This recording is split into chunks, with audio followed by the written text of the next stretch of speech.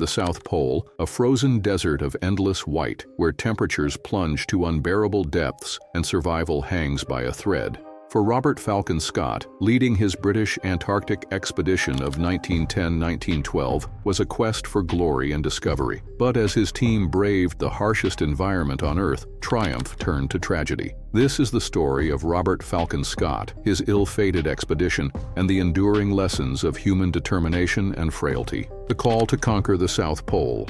At the dawn of the 20th century, the world was gripped by a spirit of exploration. The poles represented the last great frontiers of discovery, and nations vied to claim these uncharted territories.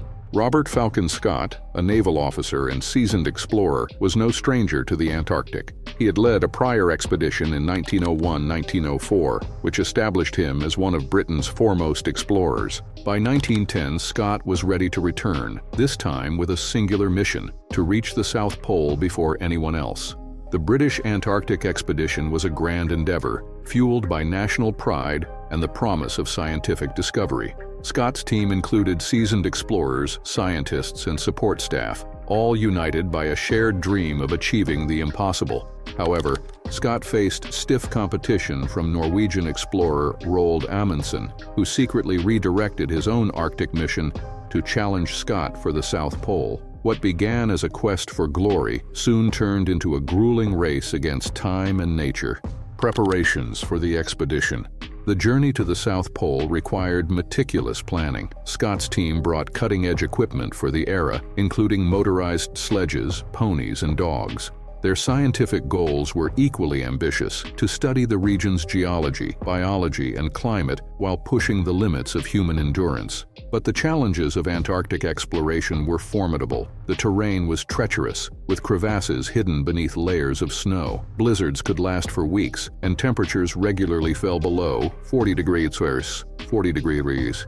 Food supplies were limited, and the physical demands of hauling sledges across the ice tested even the fittest men. Despite Scott's thorough preparations, critical missteps would later haunt the expedition. The motorized sledges failed in the extreme cold, and the ponies were ill-suited for the harsh Antarctic conditions. The reliance on man-hauling sledges, requiring the team to pull heavy loads themselves, added to their physical strain. While Scott's intentions were noble, the weight of these decisions loomed large over the expedition. The race to the pole. The journey began in October 1911 as Scott's team set out from their base at Cape Evans on Ross Island.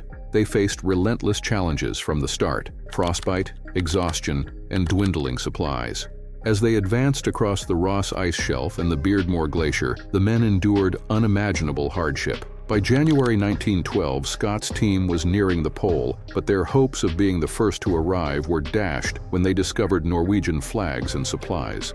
Amundsen had beaten them to the South Pole by over a month. The realization was a devastating blow, but Scott and his team pressed on, reaching the pole on January 17, 1912.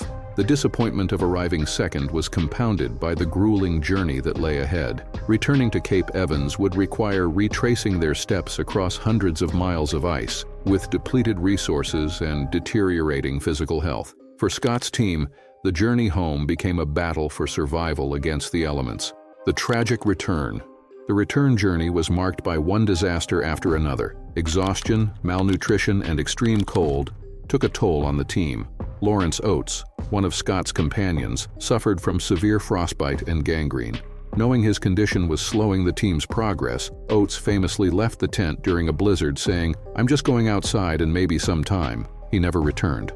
The remaining members of Scott's team struggled on, but their situation grew increasingly dire. Trapped by blizzards and weakened by starvation, they made their final camp on the Ross Ice Shelf in March 1912. Scott's journal entries during these last days reveal a man grappling with the inevitability of death while maintaining hope that their efforts would not be forgotten. Scott's final entry, dated March 29, 1912, read, "We shall stick it out to the end, but we are getting weaker, of course, and the end cannot be far. It seems a pity, but I do not think I can write more."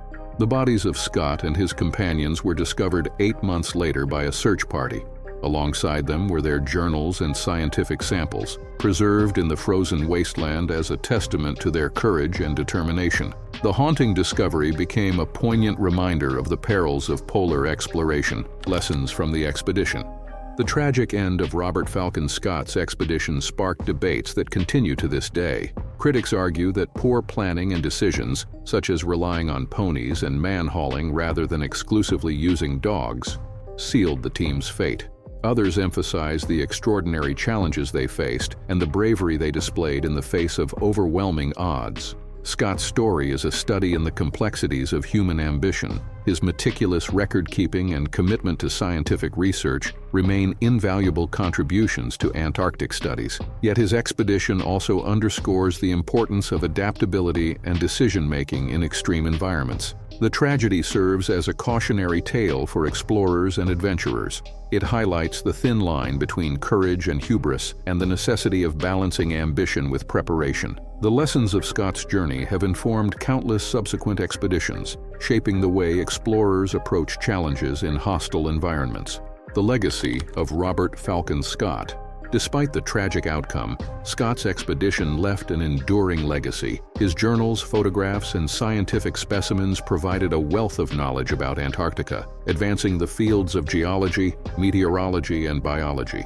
The courage and resilience of his team inspired generations of explorers, cementing their place in the annals of exploration history. Monuments to Scott and his companions stand in London, New Zealand, and Antarctica, honoring their sacrifice and contribution to human understanding of the polar regions. The words inscribed on their memorials speak to the enduring admiration for their bravery: to strive, to seek, to find, and not to yield.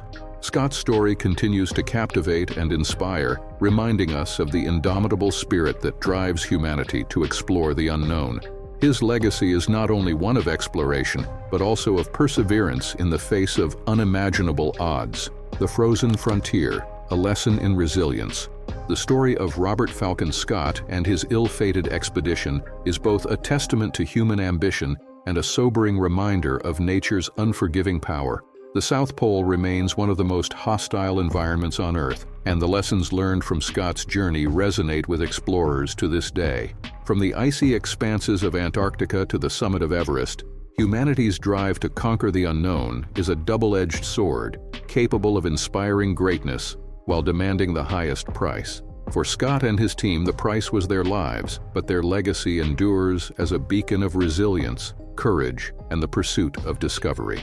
The story of Robert Falcon Scott is a poignant reminder of the risks and rewards of venturing into the unknown. His courage, determination, and tragic end continue to inspire explorers, scientists, and dreamers worldwide.